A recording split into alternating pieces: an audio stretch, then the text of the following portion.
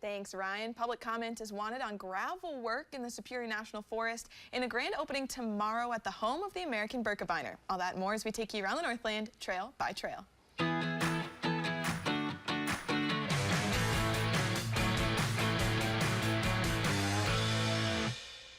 We start in Grand Rapids, Minnesota with a scenic race coming up next weekend. The Running the Rapids Half Marathon and 5K will take place Saturday, August 24th. Registration is due this Sunday.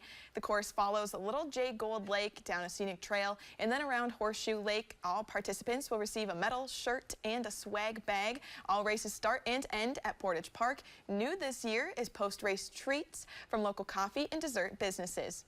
Next, we head to the Superior National Forest, where leaders are seeking public comment on an upcoming project. There's an open proposal to authorize gravel pit prospecting and expansion at 13 existing gravel pits in the Tofte and Gunflint Ranger districts. Material will be used for administrative and public use. Officials say that the project has been in the works for a year, and with an increase in road repair demand, they need additional materials. No hard rock exploration would occur, and no activity would be done inside the BWCA. And we wrap up in Cable, Wisconsin for the grand opening of a new adventure facility. Tomorrow, the base camp at Mount Telemark Village will be open for all to enjoy.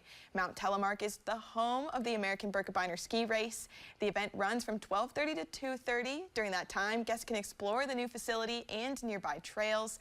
The base camp is a 12,000 square foot building with a coffee shop, ski and bike store, and more. Trails nearby are the new Trek trails that radiate out from the base camp. Phase 2 of construction recently finished, and fundraising is continuing for phases 3 and 4.